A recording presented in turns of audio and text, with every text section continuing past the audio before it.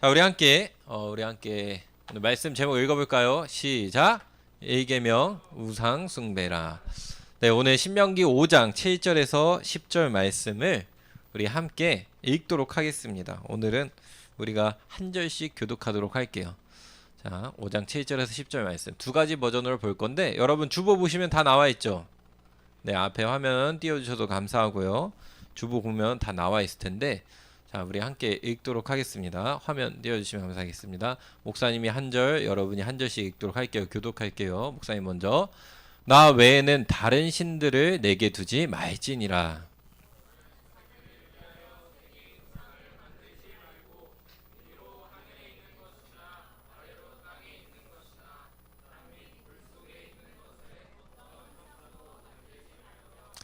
그것들에게 절하지 말며 그것들을 섬기지 말라.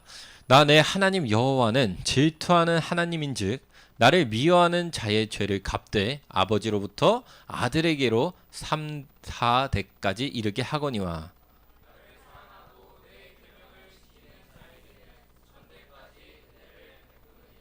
아멘. 자, 이번에는 우리말 성경으로 좀 더 쉬운 성경으로 우리가 한번 다시 읽도록 하겠습니다. 읽을 때에 하나님의 말씀이 뭔지 이해하려고 생각하면서 읽어 볼게요. 너희는 나 외에 다른 신을 섬기지 말아라.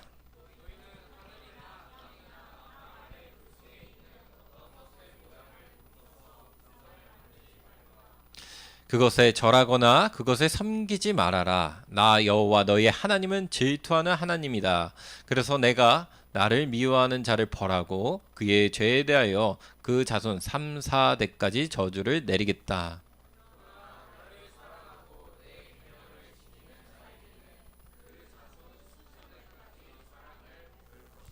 아멘.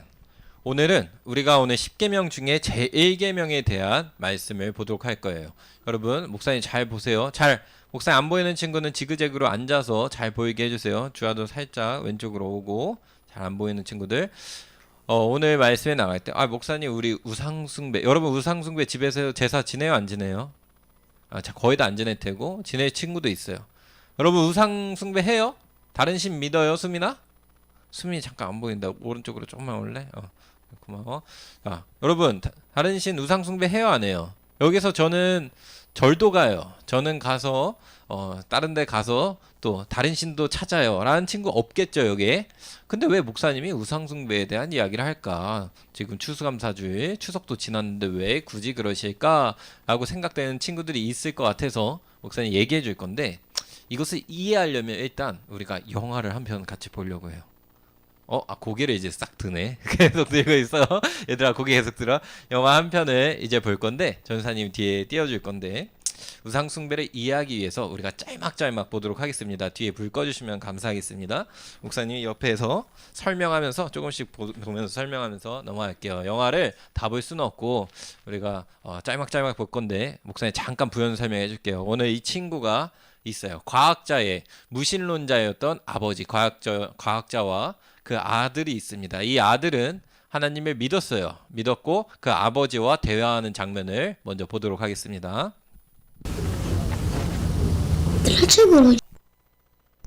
자, 지금 아버지와 지금 자녀의 대화가 이해 가죠, 여러분? 지금 죽음에 대해서 이야기하는데 아버지는 죽음 이외에 아무것도 없다 이야기하고, 아이는 아닌데요, 고모가 영혼이 있다고 이야기하는데요 라는 대화가 있었어요.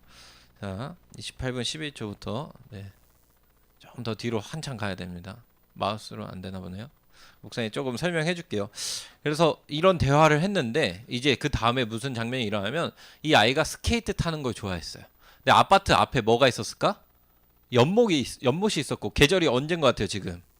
겨울이에요. 그래서 자, 이제 겨울이라서 스케이트 이슈가 이제 생깁니다. 자, 28분 11초, 5분 55초로 넘겨주세요.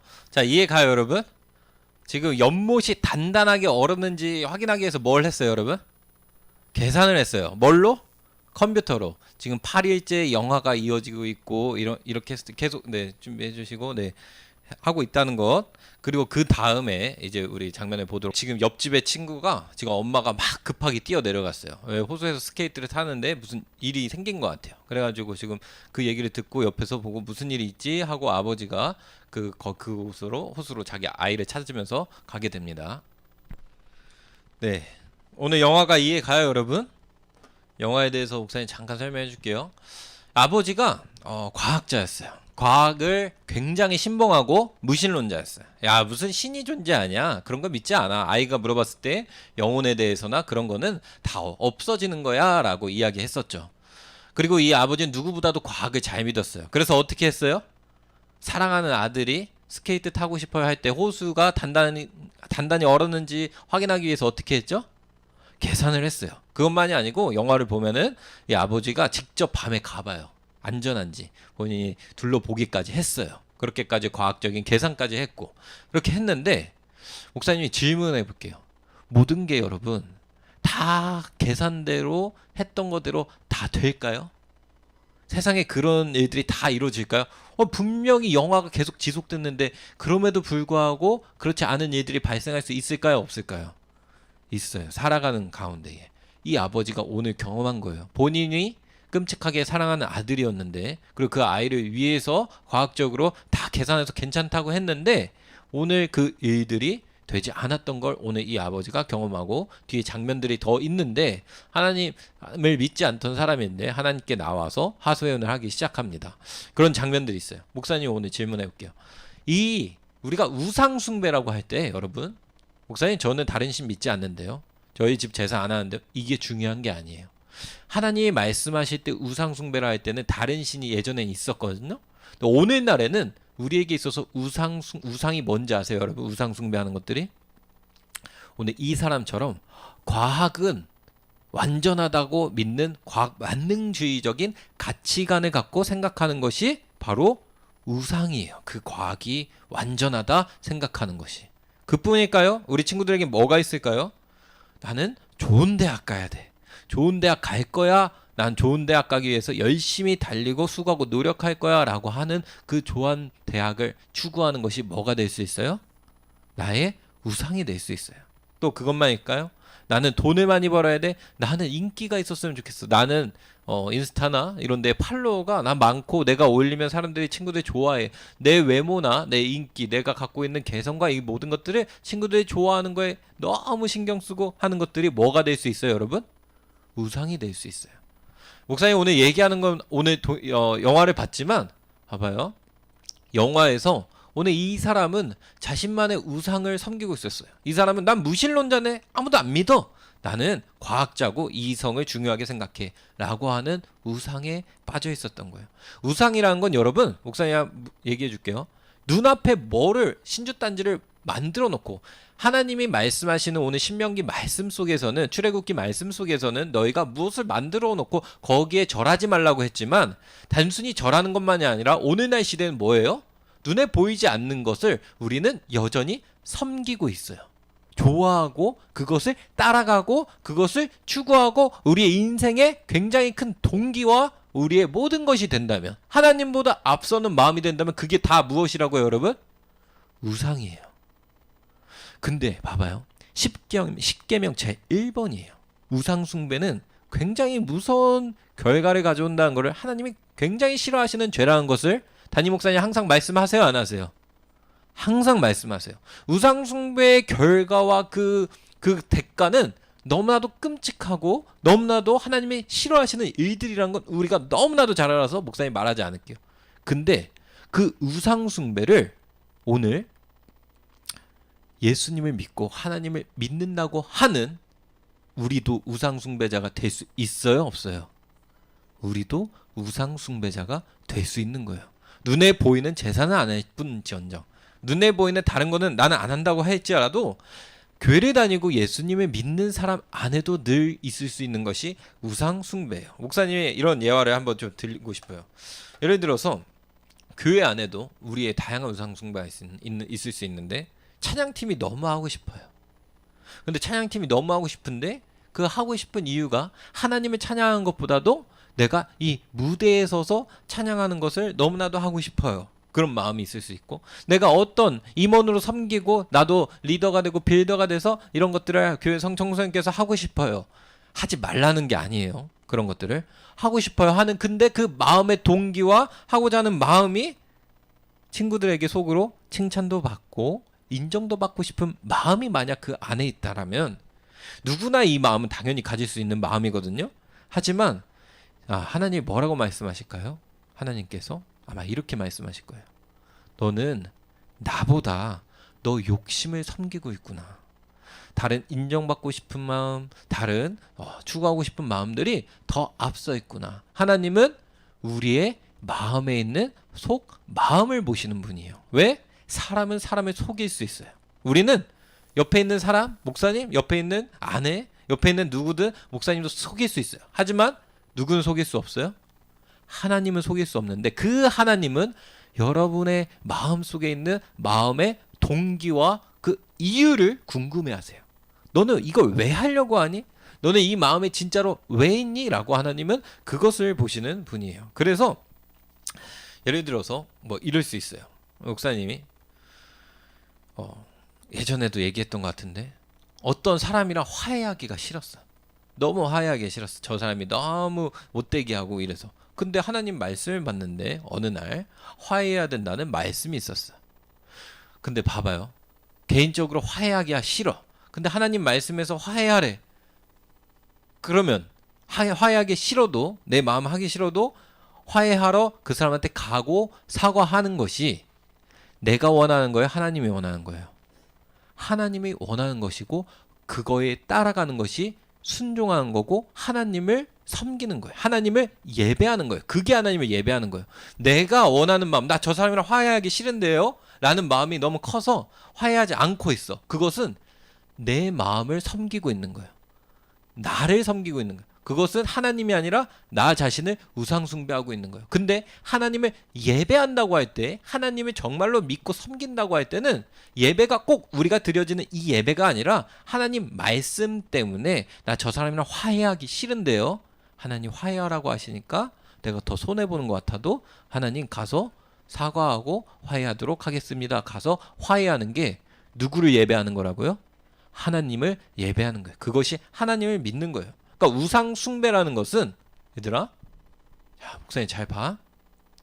우상 숭배는 단순히 다른 종교를 믿고 다른 데 가서 절하고 뭐 했다고 되는 것이 아니에요. 오늘날 하나님이 주실 때 가장 우리가 실수하기 쉬운 가장 큰 우상 숭배는 목사님 볼 때 나한테 있어요. 누구한테 있다고요? 내 마음. 내 안에 있는 마음에 하나님은 다 보고 계시는데 우리가 가장 실수하기 쉬운 것들, 내 마음에 있는 우상들, 내가 우상이 된 것들을 하나님은 마음 아파하시고 하나님은 그것을 보고 우리에게 회개하라고 말씀하시는 거예요. 무슨 말인지 이해가요, 여러분?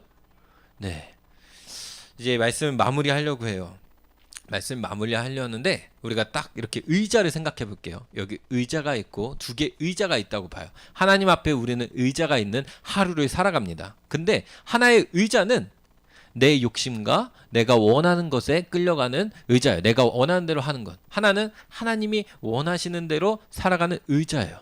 근데 봐봐요. 하나님께서 하루를 돌이켜보면서 나와 같이 보시는데 너는 오늘 하루를 살 때에 어떤 의자에 더 많이 앉아 있었니? 라고 나의 삶을 돌이켜봤는데 저는 하나님을 믿어요 라고 얘기했지만 사실 내가 앉아 있었던 의자는 하나님을 믿는 의자보다 내가 생각하고 내가 갖고 있는 욕심 속에 있는 의자에 앉아 있을 때가 많다는 것을 보여주는 거예요.